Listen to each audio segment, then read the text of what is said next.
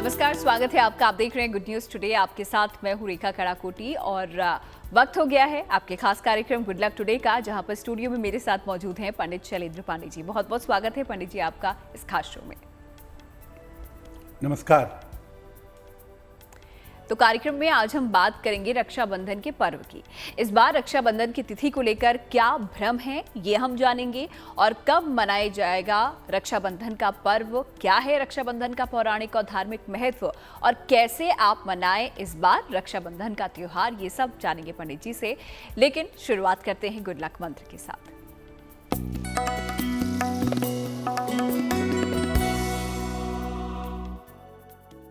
देखिए, रक्षाबंधन का दिन बहुत पावन दिन है, बहुत पवित्र दिन है।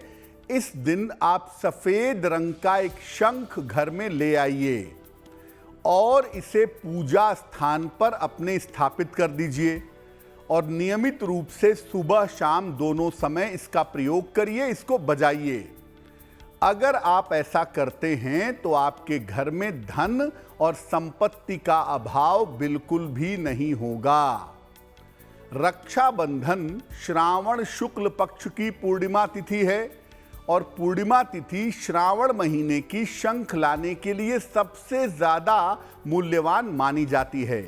तो अगर आप शंख लाते हैं, उसको स्थापित करते हैं और नियमित रूप से उसका प्रयोग करते हैं तो आपको धन और संपत्ति का अभाव नहीं होगा। तो चलिए, तो बात हो गई गुड लक मंत्र की। पंडित जी ने आपको ये गुड लक मंत्र दे दिया है, अब आप इसे आजमा सकते हैं। आगे बढ़ते हैं और 11 अगस्त का पंचांग अब पंडित जी से जान लेते हैं।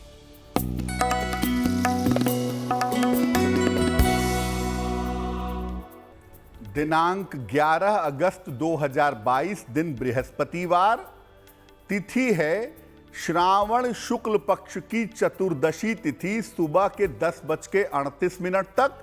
इसके बाद पूर्णिमा, नक्षत्र है उत्तराषाढ़ा नक्षत्र, सुबह के 6:53 तक।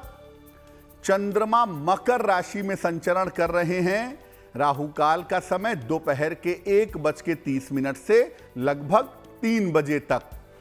दक्षिण दिशा की तरफ यात्रा करने की मनाही है, लेकिन अगर यात्रा करना जरूरी है, मजबूरी है, तो जरा सी पीली सरसों खाकर और भगवान का स्मरण करके यात्रा करेंगे तो मुश्किल से बचे रहेंगे। तो चलिए, पंचांग भी पंडित जी ने यहाँ पर आपको बता दिया है और साथ ही साथ गुड लक मंत्र भी आपको दे दिया है। अब बात कर लेते हैं रक्षाबंधन की, क्योंकि इस बार इस खास एपिसोड में हम आपको रक्षाबंधन के बारे में तमाम जानकारियाँ देने वाले हैं। तो शुरुआत इस सवाल के साथ कर लेते हैं पंडित जी। इस बार रक्षाबंधन की तिथि को लेकर जो भ्रम है उसको हम चाहेंगे कि आप दूर कीजिए, क्योंकि कब यहाँ पर रक्षाबंधन का पर्व मनाया जा रहा है ये हमारे दर्शक जानना चाहते हैं। देखिए, रक्षाबंधन की अगर हम बात करें तो भ्रम कोई नहीं है। लोगों ने शास्त्रों को ठीक से अगर देखा हो, समझा हो, पढ़ा हो, नियमों को जाना हो तो ज्यादा दिक्कत नहीं होगी। लेकिन फिर भी इस कंफ्यूजन को हम दूर करने का प्रयास करते हैं। रक्षाबंधन का पर्व श्रावण शुक्ल पक्ष की पूर्णिमा तिथि को मनाया जाता है। इस बार पूर्णिमा तिथि 11 अगस्त को सुबह 10:38 पर 10:38 पर शुरू हो रही है और 12 अगस्त को सुबह 7:05 पर समाप्त हो रही है। 12 अगस्त को पूर्णिमा सूर्योदय के बाद 6 घटी यानी 2 घंटे 24 मिनट से कम है। तो जब भी पूर्णिमा या कोई तिथि सूर्योदय के बाद 6 घटी से कम होती है, 2 घंटे 24 मिनट से कम होती है, तो हम पिछली तिथि का इस्तेमाल करते हैं, उस तिथि की गणना नहीं करते। 12 अगस्त की पूर्णिमा को रक्षाबंधन नहीं मना सकते, क्योंकि ये सूर्योदय के बाद 6 घटी से कम है। पूर्णिमा हमें 11 तारीख की ही लेनी होगी। 11 अगस्त को सुबह 10:38 पर जब पूर्णिमा शुरू हो जाएगी, उसके बाद रक्षाबंधन मनाना अच्छा होगा।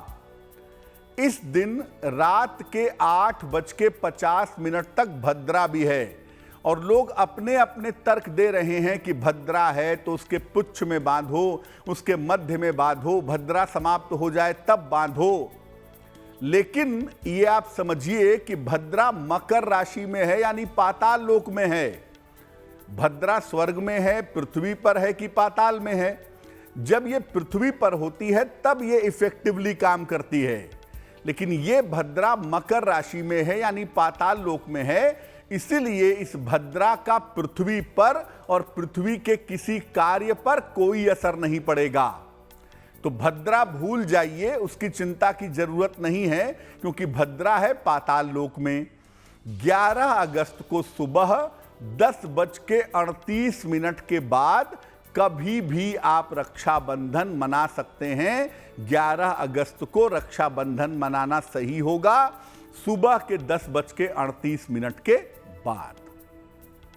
तो 11 अगस्त को आप रक्षाबंधन का त्योहार मना सकते हैं। समय भी पंडित जी ने यहाँ पर आपको बता दिया है कि सुबह 10:38 से जो मुहूर्त है वो शुरू हो जाएगा। आप अपने भाइयों की कलाई पे राखी बांध सकते हैं और भद्रा का समय भी पंडित जी ने बता दिया है जब आपको राखी नहीं बांधनी चाहिए। फिलहाल आगे बढ़ते हैं, रक्षाबंधन पर हम आगे भी बात करेंगे, लेकिन राशियों पर नजर आ लेते हैं और देखते हैं मेष, वृष और मिथुन राशि का भाग्यफल।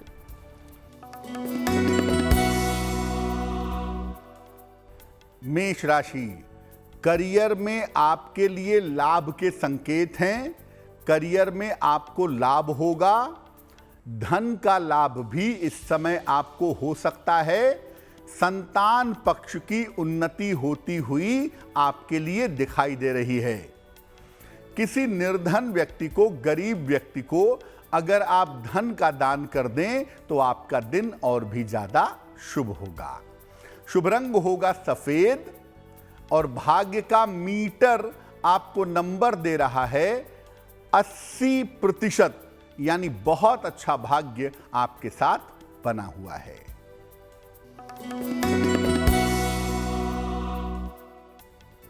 वृषभ राशि, कोई बड़ा आर्थिक फायदा, पैसे का लाभ आपको हो सकता है।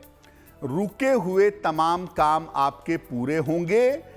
संपत्ति लाभ के योग आपके लिए बन रहे हैं। भगवान को, खास तौर से भगवान कृष्ण को अगर आप पीले फूल अर्पित करें तो आपका दिन और भी ज्यादा बेहतर होगा। शुभ रंग होगा गुलाबी और भाग्य का मीटर आपको नंबर दे रहा है 75%, यानी उत्तम भाग्य आपके साथ बना हुआ है।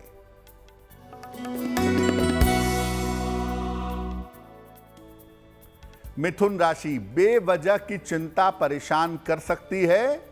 महत्वपूर्ण काम अभी कुछ समय के लिए आपके रुक सकते हैं। इस समय यात्रा में सावधानी बनाए रखें तो आपके लिए बेहतर होगा। किसी निर्धन को अगर आप केले का दान कर दें तो आपकी मुश्किलें बहुत हद तक कम हो जाएंगी। शुभ रंग होगा आसमानी और भाग्य का मीटर आपको नंबर दे रहा है 60%, यानी मेहनत ज्यादा होगी, भाग्य थोड़ा कम रहेगा। तो मेष, वृष और मिथुन राशि के बारे में तो आपने जान लिया है। पंडित जी ने आपको बताया कि आप लोगों का भाग्य आपका कितना साथ देगा। फिलहाल आगे बाकी राशियों के बारे में भी हम जानेंगे। फिलहाल आते हैं सवालों पर। देख लेते हैं आज का पहला ईमेल, क्या वो पूछना चाहते हैं और उनके लिए समाधान क्या पंडित जी लेकर आए हैं। पंडित जी।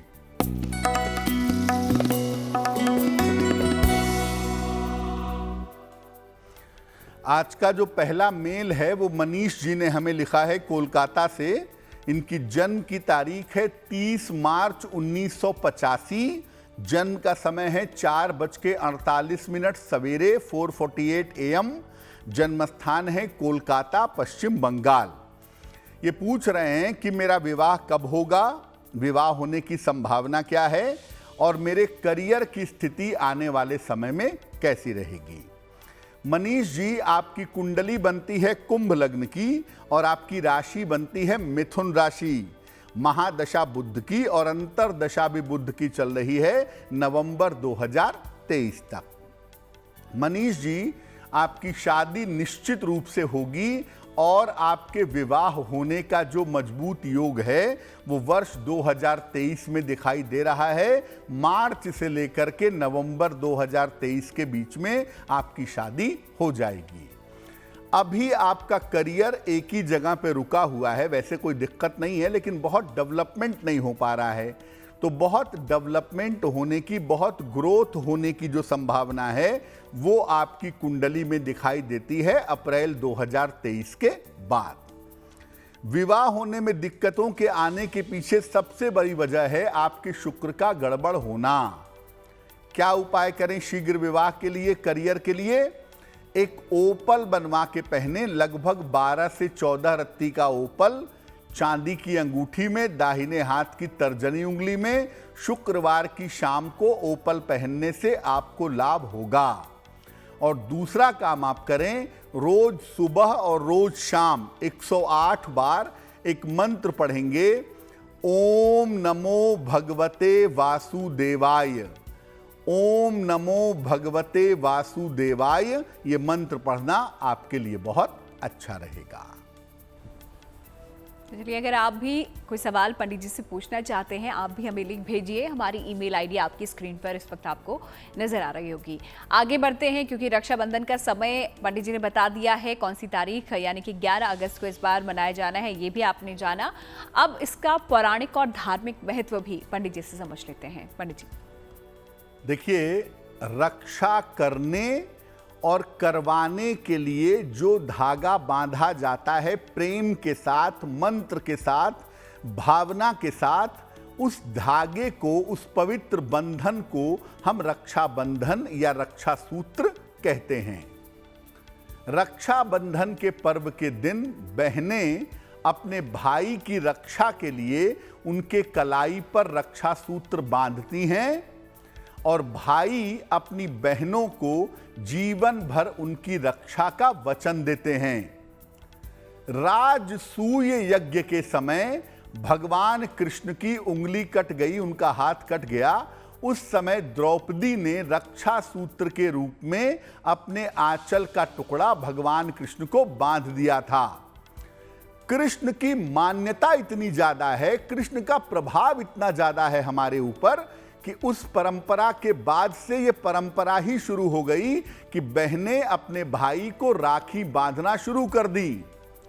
पहले यजमानों को ब्राह्मण राखी बांधते थे, या अभी भी आप देखिए पूजा उपासना के बाद कलावा बांधा जाता है। लेकिन भाई बहन का जो एंगल है, भाई बहन के जो प्रेम का प्रश्न पैदा हुआ, वो पैदा हुआ भगवान कृष्ण और द्रौपदी के संबंध की वजह से। प्राचीन काल से जब भाई बहन का संबंध इसमें नहीं था, उसके पहले भी जो ब्राह्मण होते थे, आचार्य होते थे, वो अपने यजमानों को राखी बांध करके उनकी मंगल कामना भी करते थे। रक्षा बंधन वाले दिन यानी श्रावण पूर्णिमा के दिन जो वेद पाठी ब्राह्मण होते हैं, वेद का पाठ करने वाले ब्राह्मण होते हैं, वो यजुर्वेद का आरंभ करते हैं, यजुर्वेद के पाठ की शुरुआत करते हैं। इसीलिए इस दिन, रक्षाबंधन वाले दिन, शिक्षा का आरंभ करना बहुत अच्छा माना जाता है। देखिए, मैं फिर बता दूं कि रक्षाबंधन के साथ एक बात आप समझ लीजिए कि रक्षाबंधन विशेष तरीके का एक धागा है, विशेष मंत्र के साथ, विशेष भावना के साथ, विशेष समय में बांधा जाता है। प्राचीन काल में ब्राह्मण अपने यजमानों को रक्षा सूत्र बांधते थे और देवासुर संग्राम के समय इंद्र की पत्नी इंद्राणी ने इंद्र को भी रक्षा सूत्र बांधा था। और आज भी जब पूजा उपासना अनुष्ठान होता है, उसमें पंडित जी मौली या कलावा बांधते हैं। तो रक्षा सूत्र बांधते हैं, उससे भी भला होता है, और रक्षा सूत्र बंधवाते हैं, उससे भी कल्याण होता है। तो रक्षा सूत्र एक बड़ा महत्वपूर्ण मामला है और रक्षाबंधन एक बड़ा पवित्र त्योहार है। भाई बहन का जो तत्व इसमें पैदा हुआ, भाई बहन का जो एंगल इसमें पैदा हुआ, वो भगवान कृष्ण और द्रौपदी की वजह से पैदा हुआ है। तो पंडित जी ने यहाँ पर आपको समझाया कि रक्षाबंधन का धार्मिक और पौराणिक महत्व क्या होता है, क्यों रक्षाबंधन का त्योहार मनाया जाता है, इसके पीछे जो धार्मिक कथा है वो क्या है। आगे बढ़ते हैं आप और जान लेते हैं अगली 3 राशियों के बारे में, जो है कर्क, सिंह और कन्या राशि।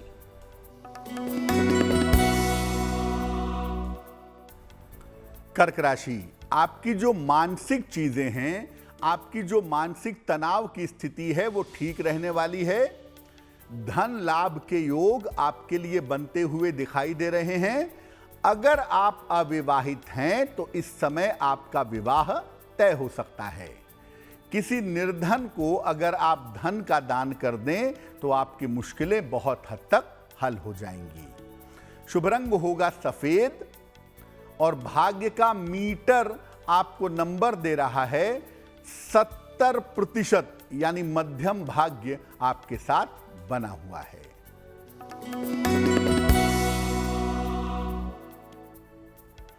सिंह राशि, व्यस्तता आपकी बढ़ी रहने वाली है।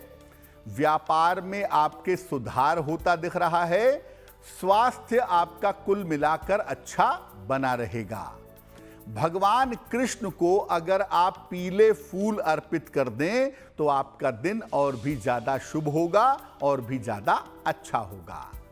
शुभ रंग होगा क्रीम और भाग्य का मीटर आपको नंबर दे रहा है 65%, यानी जितनी मेहनत करेंगे उतना ही आपको लाभ होगा।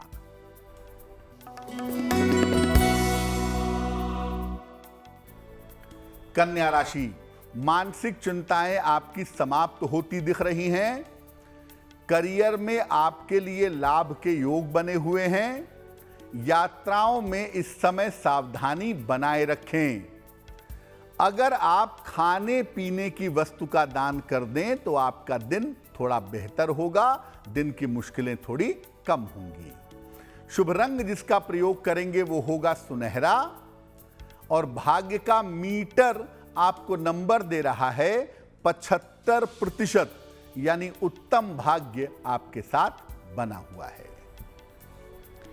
तो राशियों के बारे में तो पंडित जी आपको बता ही रहे हैं और साथ ही साथ रक्षाबंधन के बारे में भी पंडित जी से हम आज जानने की कोशिश कर रहे हैं और इस पर हम आगे बात करेंगे, राशियों पर भी नजर डालेंगे। लेकिन फिलहाल वक्त हो गया है आज के अगले ईमेल का। देख लेते हैं अगला सवाल हमें किसने भेजा है। पंडित जी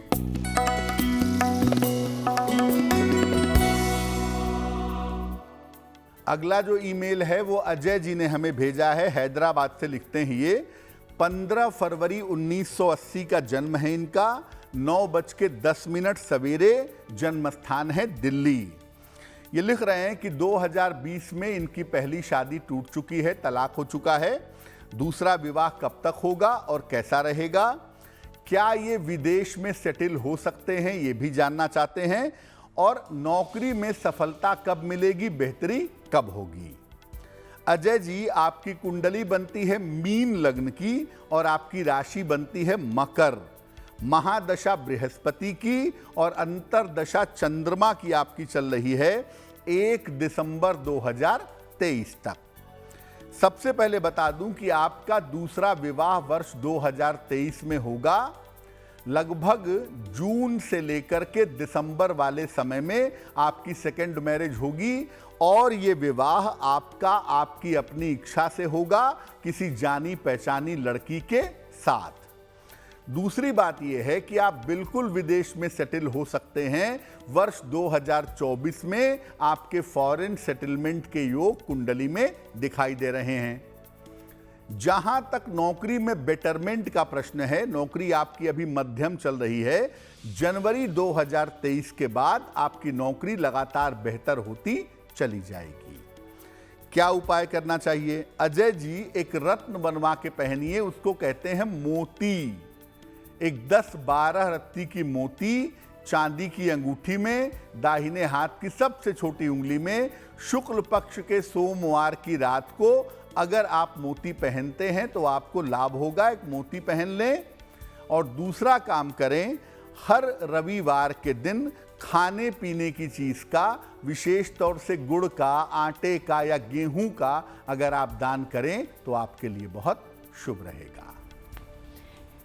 तो आपके ईमेल्स का जवाब भी पंडित जी दे रहे हैं, तो अगर आप भी भेजना चाहते हैं कोई ईमेल हमें लिख भेजिए। हमारी ईमेल आईडी आपकी स्क्रीन पर फ्लैश हो रही है। आगे बढ़ते हुए अगला सवाल यहाँ पर पंडित जी से ले लेते हैं। रक्षाबंधन के बारे में पंडित जी ने हमको बताया है, लेकिन त्योहार आप अगर मना रहे हैं तो सही तरीका क्या है और किस तरीके से आपको रक्षाबंधन का त्योहार मनाना चाहिए, आइए जानते हैं। देखिए, रक्षाबंधन का पर्व एक बहुत पवित्र पर्व है, इसलिए इसको फैशनेबल बनाने की जरूरत नहीं है। इसकी परंपराओं को समझिए कि करना क्या है। एक थाल ले लें, स्टील का ले लें, चांदी का ले लें, सोने का थाल है सोने का ले लें। उसमें रोली, चंदन, अक्षत, दही और रक्षा सूत्र और मिठाई रखें। घी का एक दीपक भी जलाया जाएगा। घी का एक मुखी दीपक होगा जिससे भाई की आरती की जाएगी। रक्षा सूत्र और पूजा की थाल सबसे पहले भगवान को समर्पित करें। त्वमेव माता च पिता त्वमेव, त्वमेव बंधु च सखा त्वमेव। भगवान को भी भाई माना गया है, बंधु माना गया है, बंधु बांधव माना गया है। तो सबसे पहले आप भगवान के सामने उस थाल को रखिए। जब आप थाल को सजा लेते हैं, खास तौर से अपनी राखी पहले भगवान के चरणों में समर्पित करें। इसके बाद अपने भाई को पूरब या उत्तर की तरफ चेहरा करके बैठाइए। पहले भाई को तिलक लगाइएगा, फिर उनको रक्षा सूत्र बांधिएगा और फिर उनकी आरती करिएगा। कम से कम 3 बार या 5 बार आरती उनके सामने से घुमाइएगा।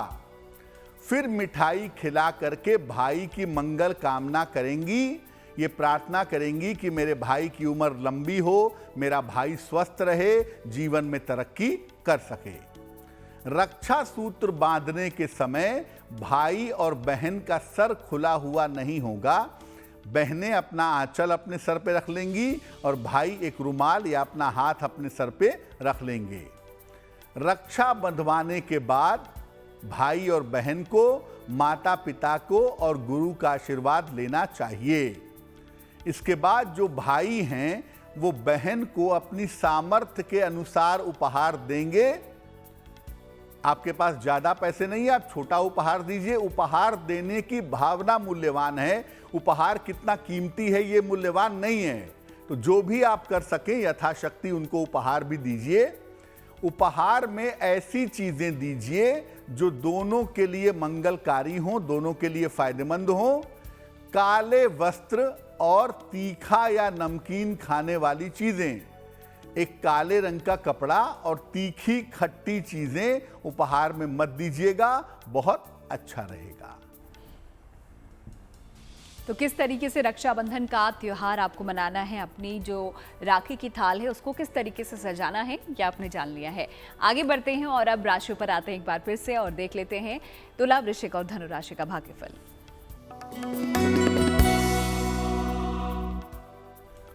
तुला राशि, कानूनी समस्याओं में परेशान हो सकते हैं। लीगल मैटर आपको परेशान कर सकता है। स्वास्थ्य भी आपका बिगड़ सकता है, उसका ध्यान रखिएगा। जीवन साथी की अगर आप सलाह मान करके चलते हैं तो चीजों को कंट्रोल कर पाएंगे। किसी निर्धन को अगर केले का दान आप कर दें तो आपका दिन थोड़ा बेहतर हो जाएगा। शुभ रंग होगा नीला और भाग्य का मीटर आपको नंबर दे रहा है 60%, यानी मेहनत ज्यादा होगी, भाग्य थोड़ा कम रहेगा।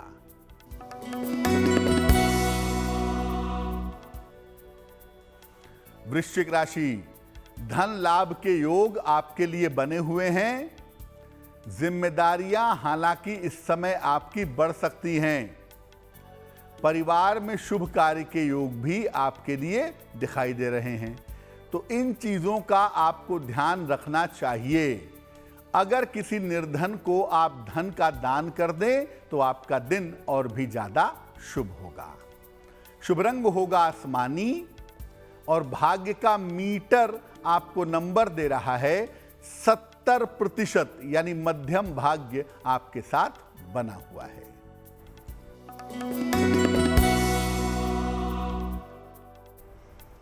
धनु राशि, रुका हुआ काम आपका पूरा होगा, रुका हुआ धन मिलेगा। करियर में परिवर्तन के योग बन रहे हैं। पारिवारिक जो समस्याएं थी वो इस समय समाप्त होंगी। अगर आप कोई खाने पीने की चीज का दान करें किसी निर्धन आदमी को तो आपका दिन और भी ज्यादा अच्छा होगा। शुभ रंग होगा पीला और भाग्य का मीटर आपको नंबर दे रहा है 60%, यानी मेहनत ज्यादा होगी, भाग्य थोड़ा कम रहेगा। राशियों की बात यहाँ पर हो ही रही है और आखिरी 3 राशियों के बारे में भी अब से कुछ ही देर में पंडित जी आपको बताएंगे और साथ ही साथ एक महा उपाय देंगे और रक्षाबंधन पर क्या कुछ किया जा सकता है ये भी आपको बताएंगे आगे। लेकिन फिलहाल अगला सवाल आप लोगों का हम ले लेते हैं और देखते हैं ये अगला ईमेल हमें किसने भेजा है।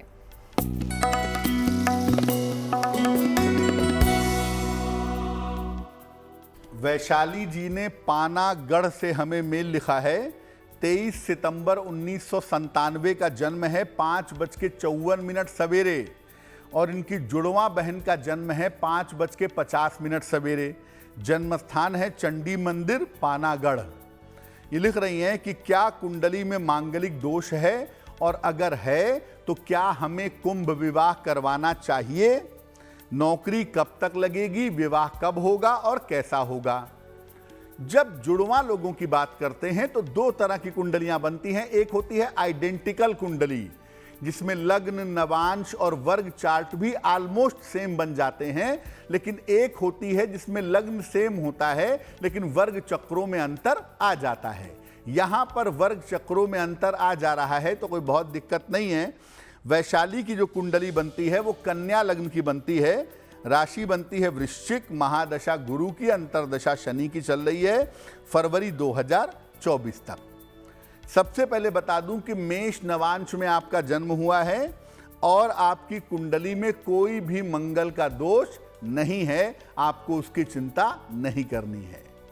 दूसरी बात यह है कि आपको किसी तरह के कुंभ विवाह करवाने की भी जरूरत नहीं है।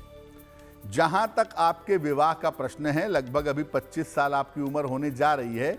27 साल पूरा होने पर पहले आपकी शादी होगी, आप छोटी बहन हैं, उसके बाद आपके बड़ी बहन की शादी होने वाली है। या तो आप दोनों लोग मैनेजमेंट के क्षेत्र में जाएं या शिक्षा के क्षेत्र में जाएं, तो उसमें आप दोनों को सफलता ज्यादा मिलेगी, जल्दी मिलेगी।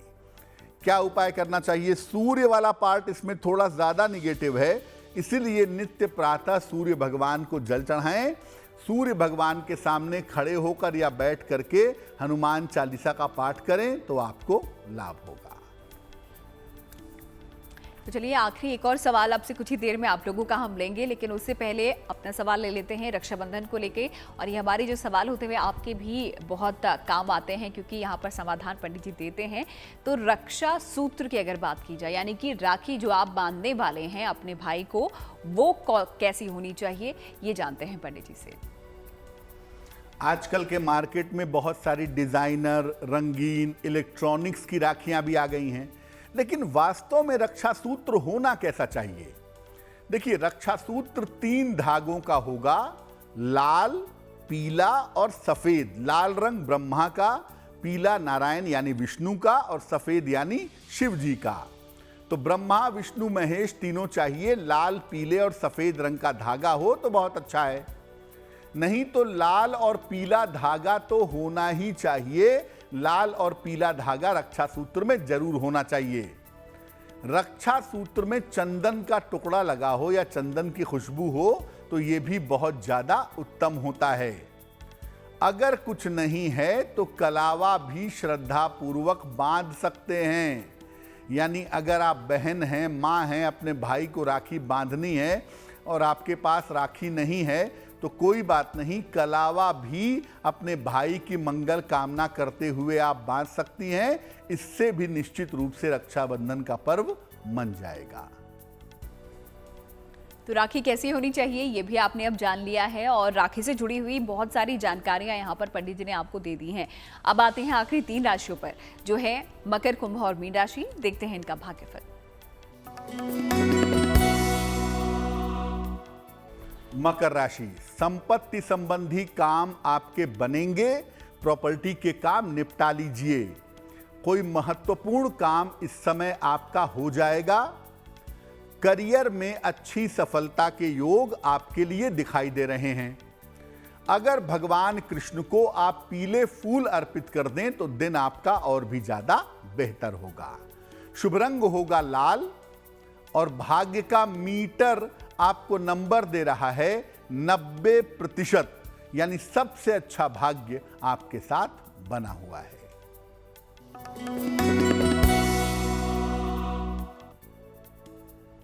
कुंभ राशि, बेवजह की चिंता से आपको बचाव करना है। करियर में कोई भी लापरवाही मत करिएगा। धन देने में आपको सावधानी रखनी होगी, धन लेने में भी सावधानी रखनी होगी। धन के लेन देन में दिक्कतें हो सकती हैं। किसी निर्धन को अगर आप केले का दान कर दें तो दिन की मुश्किलें कम होंगी, रास्ते आपके लिए बन जाएंगे।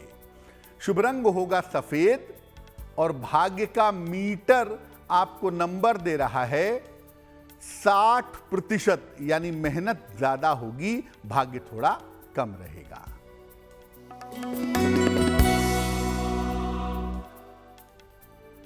मीन राशि, धन लाभ के बड़े अच्छे योग आपके लिए बन रहे हैं। रुके हुए काम इस समय आपके पूरे होंगे, लेकिन इस समय अपने परिवार में रिश्तों का ध्यान बनाए रखिएगा। किसी निर्धन को अगर आप धन का दान कर दें तो आपका दिन और भी ज्यादा शुभ होगा। शुभ रंग होगा हरा और भाग्य का मीटर आपको नंबर दे रहा है 70%, यानी मध्यम भाग्य आपके साथ बना हुआ है। तो सभी 12 राशियों के बारे में पंडित जी ने आपको बता दिया है। ये आपने जान लिया है कि आपका भाग्य कितना साथ देने वाला है। अब आते हैं आज के आखिरी ईमेल की तरफ और देख लेते हैं आखिरी जो सवाल आज का है, हमें किसने भेजा है। पंडित जी,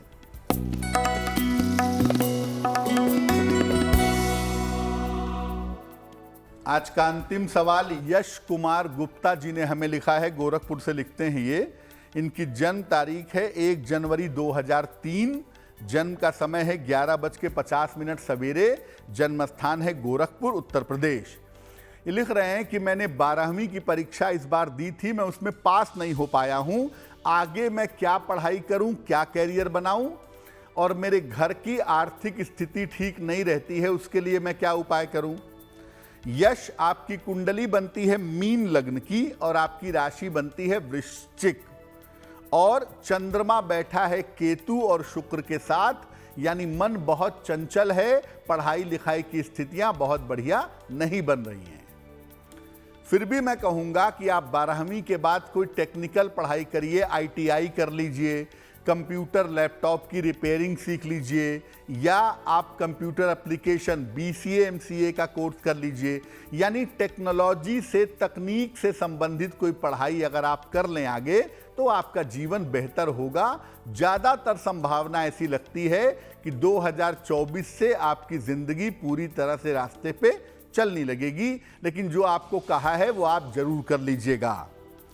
एक मोती बनवा के आप पहन लें, लगभग 10-12 रत्ती की मोती चांदी की अंगूठी में, दाहिने हाथ की सबसे छोटी उंगली में। आप सोमवार की रात को, शुक्ल पक्ष के सोमवार की रात को मोती पहन लीजिएगा।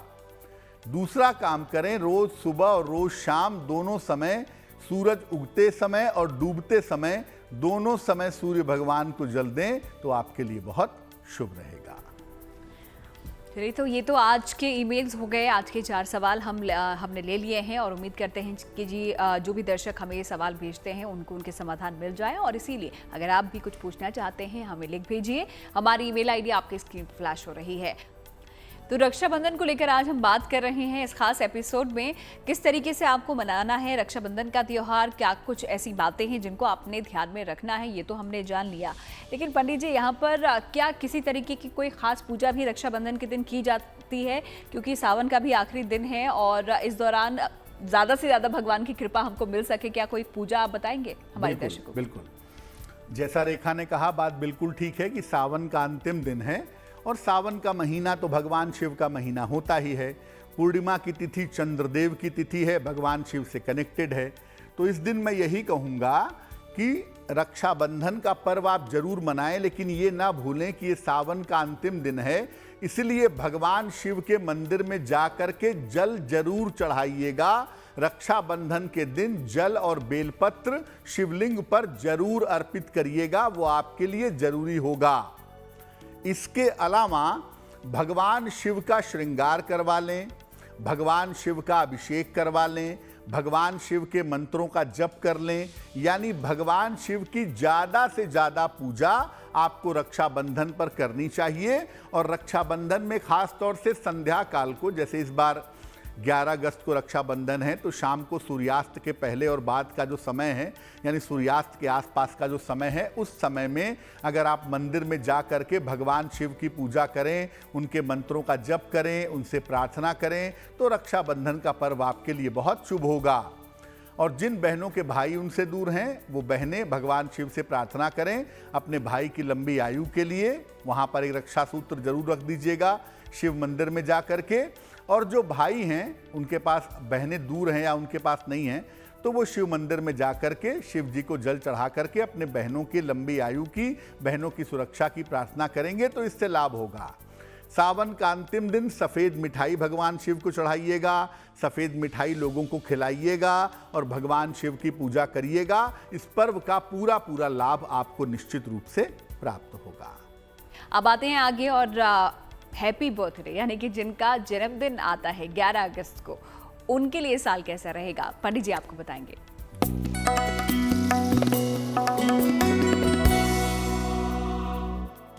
जिन लोगों का जन्मदिन 11 अगस्त को है, उन्हें हम सबकी तरफ से जन्मदिन की हार्दिक शुभकामनाएं।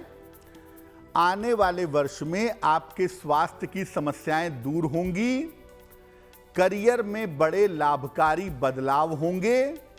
अगर आप संतान की प्राप्ति के लिए या विवाह के लिए प्रयास करना चाहते हैं, तो इस साल आपकी इच्छा पूरी हो जाएगी। लेकिन इस साल बेवजह के झगड़ों से, बेवजह के वाद विवाद से और मुकदमेबाजी से अगर आप बचें, तो आपके लिए बहुत अच्छा होगा। क्या करेंगे? पूरे साल भर जितना संभव हो नमः शिवाय का जप करें, तो आपके लिए बहुत शुभ रहेगा। और अब वक्त हो गया है आज की जिज्ञासा को दूर करने का। और जिज्ञासा पंडित जी ये है कि क्या भगवान को हाथों से उठाकर भोग खिलाना चाहिए?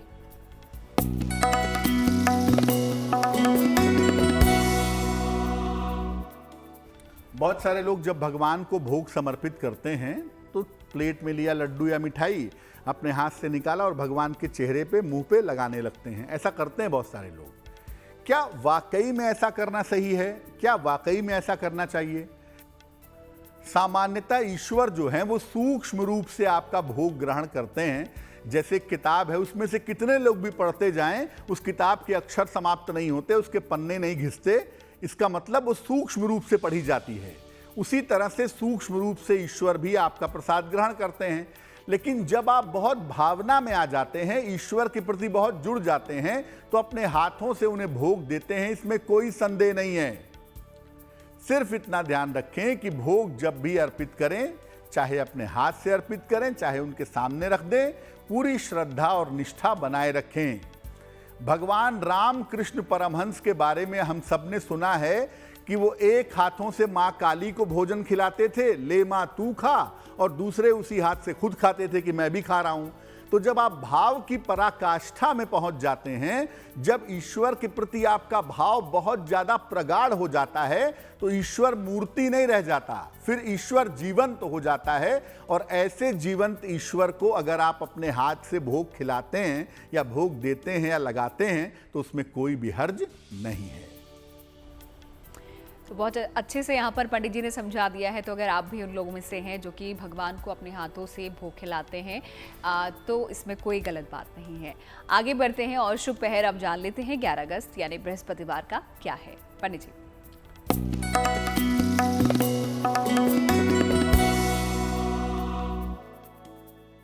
बात करते हैं शुभ पहर की। दिनांक 11 अगस्त 2022 दिन बृहस्पतिवार। शुभ पहर का समय है शाम को 6 बजे से 7:30 के बीच में। इस समय में शिव जी को सफेद मिठाई का भोग लगा करके प्रार्थना करनी चाहिए। ऐसा करने से स्वास्थ्य संबंधी समस्याओं में सुधार होगा और रिश्तों में आपके मधुरता बनी रहेगी। लेकिन फायदा होगा तब जब करेंगे शुभ पहर में 11 अगस्त बृहस्पतिवार शाम 6 बजे से 7:30 के बीच में। और वक्त हो गया है गुड लक राशि के बारे में जानने का, और आज की कौन सी राशि के बारे में पंडित जी हमें बताने वाले हैं, चलिए जान लेते हैं पंडित जी।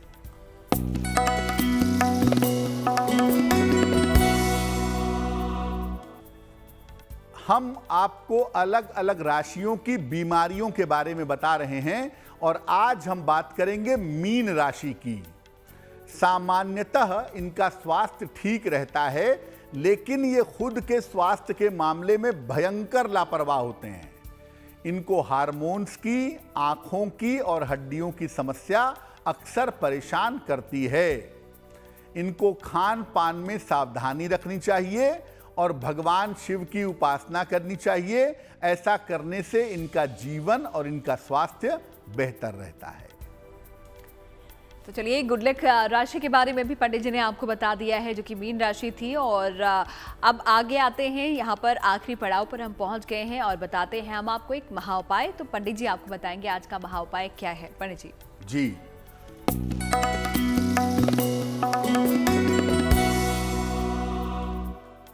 एक बड़ा सवाल लोगों के मन में पैदा होता है कि भाई मेरे तो कोई भाई ही नहीं है, मैं तो इकलौती संतान हूं अपने माता पिता की। या कोई लड़का ये सोचता है कि मेरी तो कोई बहन नहीं है। तो अगर आपके भाई या बहन नहीं है तो रक्षाबंधन का पर्व कैसे मनाएंगे? देखिए, अगर आपके भाई नहीं है तो भगवान कृष्ण को अपना भाई मान करके पर्व मनाइए। अगर आप बालिका हैं, महिला हैं, स्त्री हैं, तो भगवान कृष्ण को अपना भाई मान करके पर्व मना सकते हैं और उनसे रक्षा की प्रार्थना आप कर सकती हैं। अगर आप भाई हैं, आपकी कोई बहन नहीं है, तो माँ लक्ष्मी को अपनी बहन मान करके उनको उपहार अर्पित करिए। उनको श्रृंगार की सामग्री, साड़ी, चूड़ी जो भी देनी है, सिंदूर के अलावा आप कुछ भी दे सकते हैं अपनी बहन को। तो अगर माता लक्ष्मी को भी आप बहन मान करके पूजा उपासना कर सकते हैं, रक्षाबंधन का पर्व मना सकते हैं। अब सोचिए, जिस लड़की के भाई कृष्ण होंगे, जिस भाई की बहन लक्ष्मी होगी, उसे जीवन में सामान्यता कोई दिक्कत नहीं होगी। तो ये पर्व एक ऐसा पर्व है जो रिश्ते जोड़ने का पर्व है। तो अगर आपके पास भौतिक रूप से भाई बहन नहीं है तो चिंता मत करिए, भगवान कृष्ण को बालिकाएं अपना भाई मान लेंगी और माता लक्ष्मी को जो पुरुष हैं वो अपनी बहन मान करके ये पर्व मना सकते हैं। तो इस महाउपाय के लिए पंडित जी आपका बहुत बहुत शुक्रिया, और साथ ही साथ रक्षाबंधन के बारे में तमाम जानकारियां हमारे दर्शकों को देने के लिए भी आपका शुक्रिया। धन्यवाद। तो गुड लक टुडे में आज फिलहाल इतना ही। हमें आप दीजिए इजाजत। अच्छी खबरों के लिए आप देखते रहिए गुड न्यूज टुडे।